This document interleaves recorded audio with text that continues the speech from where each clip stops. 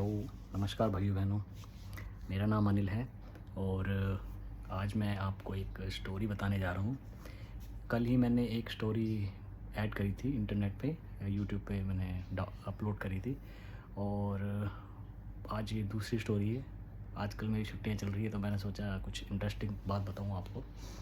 और ये मेरे पर्सनल एक्सपीरियंस पे बता रहा हूँ मैं।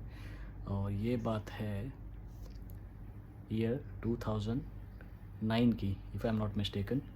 2009 की बात है। उस टाइम मैं क्लास 11th में हुआ करता था और मेरे दादाजी उस टाइम बहुत ही काफ़ी सीरियस चल रहे थे। उनको ट्यूबरक्लोसिस हो गया था। हालांकि वो चीज़ें हमें बाद में पता लगी थी, डॉक्टरों ने डायग्नोज कर लिया था उस चीज़ को, बट हम बच्चे थे, हमें इतना उस टाइम आइडिया नहीं था। घर वालों को पता था। तो हमारा घर उस टाइम पुश विहार में होता था। तो हमारे 2 BHK होता था, उसमें एक बालकनी होती थी। तो मतलब उनको सफदरजंग एम्स में उनका पहले इलाज चला, काफ़ी 2-3 महीने उनका इलाज चला। और फिर डॉक्टरों को शायद उनको कुछ आभास हो गया था कि मे बी ज़्यादा सर्वाइव नहीं कर पाएंगे, तो बेटर है कि इनको घर भेज दें। दवाइयाँ चलती रही इनकी और घर पे देखभाल अच्छी होगी और फैमिली के साथ टाइम स्पेंड करेंगे। तो उन्होंने डायग्नोस तो कर लिया था उस चीज़ को, बट मे बी वो लेटेस्ट स्टेज थी, उनकी लास्ट स्टेज थी। तो उन्होंने वहाँ से उनको डिस्चार्ज कर दिया था। तो घर पे ही देखभाल करने के लिए बोला था मेरे दादाजी को, जिनका नाम था श्री सीताराम सलूरे जी। तो हुआ कुछ ऐसे कि मैं 11th में था, जैसे कि मैंने आपको बताया पहले। और वो बीमार चल रहे थे।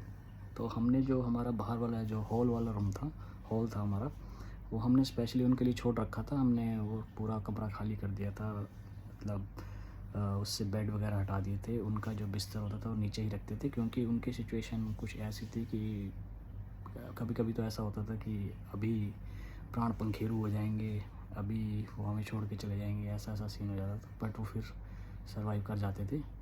तो कुछ उनका मतलब अनिश्चित सा था जीवन उस समय। तो इसलिए हमने उनका बिस्तर नीचे लगा रखा था, क्योंकि शास्त्रों के मुताबिक अगर आप बिस्तर बेड है आपका या चारपाई है, अगर उससे प्राण जाते हैं तो कुछ सही नहीं माना जाता। इसलिए बिस्तर जो है नीचे लगा दिया था उनका बेसिकली। तो एक बार की बात है, मेरे चाचा, हमारे रिश्तेदार उनको आते जाते थे, देखते थे, उनका हाल चाल पूछते थे और चले जाते थे। और आखिर में तो एक रात की बात है, ऐसे ही, अब ऐसे क्योंकि ये चीज़ नॉर्मल हो चुकी थी हमारे लिए काफ़ी, क्योंकि 2-3 महीने से ऐसे चल रहा था। तो मेरे चाचा जो है रात को छोड़ के चले गए और सिर्फ मेरे एक बड़े चाचा थे जिनका नाम दीपचंद था, और मेरे पिताजी वो उनके साथ में सोते थे, बगल में थोड़ा डिस्टेंस के साथ। और हम अंदर वाले कमरे में सोते थे। तो मेरी जो बड़ी चाची हैं वो भी हमारे घर पे आई हुई थी, जो हम अपने अंदर वाले कमरे में सो रहे थे। और हमारा एक किचन था, काफ़ी बड़ा था वो भी, उसमें भी 1-2 बंदे एडजस्ट थे। हमारी एक बालकनी थी, उसमें भी तो अगर कोई रिश्तेदार था तो वो सो रहे थे। तो रात की बात है, मतलब मे भी हो सकता है कि रात के 2 या ढाई बजे, मतलब मुझे एग्जैक्टली पता नहीं। हालांकि मैं 11th में था, 11 क्लास में था। और रात के 2-ढाई बजे मुझे ऐसा एहसास हुआ कि जैसे, अब उसको इंग्लिश में शायद आप वैसा ही बोल सकते हो, स्लीपिंग पैरालिसिस भी बोल सकते हो, जो किसी को जैसे दबाव पड़ जाता है छाती पे अचानक से, तो वो भी चीज़ भी बोल सकते हो आप। तो मुझे कुछ ऐसा हुआ और मुझे ऐसा लगा जैसे किसी चीज़ ने मेरा जो कंठ है, मेरा जो ये गला, थ्रोट है, किसी ने जो प्रेस कर दिया है। और मुझे ऐसा एहसास हुआ कि मैं मर गया, जैसे कि मतलब कुछ सेकंड्स के लिए, मतलब मुझे सांस नहीं है। और मुझे ऐसा लगा कि मैं मतलब डिस्कनेक्ट हो गया हूँ वर्ल्ड से, मर गया हूँ। और ऐसा कोई मेरा सपना नहीं था मेरे साथ, मतलब मैं फील कर पा रहा था, मैं जागा हुआ था, मैं जाग रहा था। ऐसा नहीं था कि सपने में इतना मेरे को आवाज़ था। और मुझे ऐसा लगा कि 30 सेकंड या 1 मिनट के लिए मैं पूरा डिस्कनेक्ट हो गया हूँ और मैं मर गया हूँ, जैसे कि मेरी सांस ख़त्म हो गई है। और फिर अचानक से मैं जब उठा तो मैं बिल्कुल ऐसे बेड पे बैठ गया, और मैं अपने बेड पे अकेला था। और मेरे बगल में एक और बेड लगा था, जिस पे मेरी चाची, मेरी मम्मी और मेरी सिस्टर, छोटी थी वो, तो एडजस्ट हो रखी थी। तो मैं ऐसे, लाइट बंद थी, मैं बेड पे बैठ गया। और हमने ऐसे ही हल्का सा एक कंबल जैसा था लाइट, वो ले रखा था मैंने। तो मैं तो पहले डर भी गया काफ़ी कि ये क्या हुआ, मतलब क्योंकि मेरे साथ पहले नहीं हुआ था कभी भी ऐसा एक्सपीरियंस। तो जो पहली बार ऐसे हुआ तो मैं काफ़ी डर गया था। मैंने कहा ये क्या चीज़ हुई है। और फिर मैं डर गया, तो मैं 1-2 मिनट तो ऐसे ही बैठा। एक मेरा मन हुआ कि मम्मी के पास चला जाऊँ, एक मेरा मन हुआ पापा के पास चले जाऊँ बाहर, या किसी के साथ सो जाऊँ। पर फिर मैंने सोचा कि अभी इनको डिस्टर्ब हो जाएंगे, क्योंकि रात के 2 या ढाई बजे का टाइम होगा। मेरा गेस्ट था, मैंने टाइम तो नहीं देखा था, मुझे कुछ ऐसा लगा। और मैं फिर बहुत ही डर के साथ कंबल खींच के पूरा ऊपर तक तान के और सो गया मैं, डर के मारे। और मेरे को काफ़ी पसीना भी पड़ा, गर्मी भी लग रही थी, बट फिर भी मैं थोड़ी देर के बाद मेरे को नींद भी पड़ गई और मैं सो गया। तो ऐसा होने के बाद फिर जब सुबह हुई तो मेरा स्कूल का टाइम हो गया था, 6 बजे, 6-6:15 बजे का टाइम था। तो मेरी मम्मी ने बोला कि ऐसा करो, जाके बाहर से दूध लिया और मैगी मंगवाई मेरी मम्मी ने मेरे से। और मेरा पानी तैयार था नहाने के लिए। तो मैं जल्दी से गया, क्योंकि नीचे थोड़ी दूरी दुकानें थी जो होती हैं, तो मैं वहाँ से लेके आ गया। और फिर मैं ब्रश करने लगा, तो एक्चुअली जो हमारा वॉश बेसिन था जहाँ पे हम ब्रश करते थे, वो उसका ऐसा बहुत बड़ा सा शीशा था, वैसे वॉल थी एक, और वॉल के इस साइड जो दूसरा रूम था और एक साइड इस ऐसे रूम था, और जो वॉश बेसिन था और जो एक स्पेस था उसमें शीशा लगा हुआ था, वहाँ पे मैं कर रहा था। तो मतलब कि मैं जो देख रहा था शीशे पे, तो मेरे दादाजी मेरे को दिख रहे थे उस एंगल से, कमरा दिख रहा था क्योंकि दरवाज़ा खुला हुआ था, मैं दिख रहा था। तो मेरे दादाजी सो रहे थे वो, और उनका मुंह दीवार की साइड पे था, तो मैं ऐसे ब्रश करते करते मैं मम्मी से बात भी कर रहा था। मैं मम्मी को बोला कि मम्मी मेरे को ना रात को ऐसा ऐसा हुआ। मैं बता ही रहा था, मतलब कि मेरे को ऐसा लगा जैसे किसी ने मेरा गला दबा दिया, मेरे को सांस नहीं आ रही थी, मेरे को 30 सेकंड 1 मिनट था ऐसा लगा जैसे मैं मर गया, ये वो। तो मम्मी ने ज़्यादा सीरियसली नहीं लिया, बोला नहीं नहीं ऐसा कभी कभी सपने में हो जाता है, दवा पड़ जाता है, ये वो, ऐसे मम्मी ने मेरी बात को टाल दिया। तो फिर मैं ऐसे ध्यान नहीं दिया, फिर मैंने भी।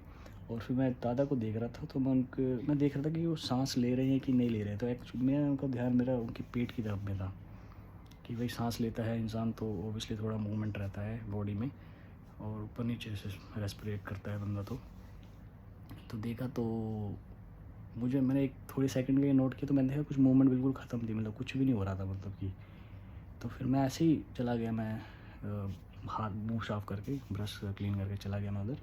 और मैंने उनकी मुंह की तरफ उस तरफ देखा, तो उनका जो हाथ था राइट हैंड साइड वो ऐसे था, और उसमें से जो स्पटम होता है, जो बलगम होता है, वो थोड़ा सा उनके हाथ पे था, उस पर चींटियाँ लगी हुई थी।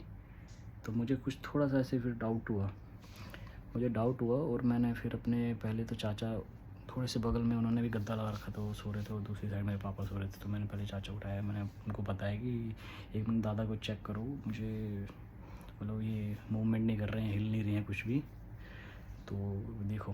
तो मेरे चाचा उठ गए साथ में, और उन्होंने देखा। तो फिर उन्होंने जैसे ही उन्होंने खींचा, तो वो बिल्कुल जैसे रिगर मोर्टिस होता है जो अकड़ जाता है शरीर डेथ के बाद में, तो शरीर उनका अकड़ गया था, और वो वैसे ही जैसे उसमें थे, सोए हुए थे, वैसे ही ऐसे हो गया, और बिल्कुल सख्त हो गया था उनका शरीर। और उसके बाद फिर ओबियसली सबको पता लग गया, उन्होंने चेक वेक किया, सांस तो नहीं आई थी, वो बेसिकली डेथ हो गई थी उनकी, पास आउट हो गए थे वो। तो फिर ओबियसली मॉर्निंग स्टार्ट हो गई, लोग रोने लगे, घर वाले रोने लगे, चीख पुकार स्टार्ट हो गई। तो फिर बाद में ऐसा थोड़ा सा कंक्लूज़न निकाला बाद में, थोड़े दिन हो गए, तो बोला कि बुज़ुर्ग थे और मेरे साथ ज़्यादा प्यार भी था उनका, तो मे बी वो जो बात थी, वो मे बी उस समय वो अपना प्राण त्याग के जा रहे थे। वो तरीके से तो ऐसा होना चाहिए, जो मेरे पापा या चाचा सो रहे थे वो होश में होने चाहिए थे, ताकि अगर वो जब वो आखिरी सांस ले रहे थे तो उनको कुछ गंगा जल या तुलसी का पानी पिला देते, तुलसी का पत्ता उनके जीभ में रख देते, तो शायद उनकी मोक्ष। हालांकि ये धारणा है, बट वैसा कुछ हुआ नहीं, वो सोते ही रह गए। और मे बी वो सिग्नल देने की कोशिश कर रहे थे मेरे को कि मैं जा रहा हूँ, उठ जा, या इनको एटलीस्ट जगा दे तो मेरे को देख लेंगे। बट ऐसा कुछ नहीं हुआ, मैं भी जो भी हुआ मेरे साथ, मैंने सोता रह गया, या मैंने सुबह पता लगा मेरे को। तो ऐसा कुछ मेरा अनुभव था, ऐसा मेरा एक्सपीरियंस था, तो मुझे थोड़ा सा इंटरेस्टिंग लगा, मैंने सोचा शेयर कर लेता हूँ, तो इसलिए मैंने वीडियो बना दिया। आपको कैसा लगा आप ज़रा बताएं। धन्यवाद। और मेरे पास 1-2 स्टोरी और है, ये तो मेरे खुद के पर्सनल एक्सपीरियंस के बेस पे थी। और भी हैं जो मैंने जो सुनी सुनाई हैं, पर हैं इंटरेस्टिंग हैं। अब सच है झूठ है उस पे वो मैं शेयर करूँगा कभी जब भी टाइम लगेगा। आप उन पे भी अपनी राय दें। धन्यवाद।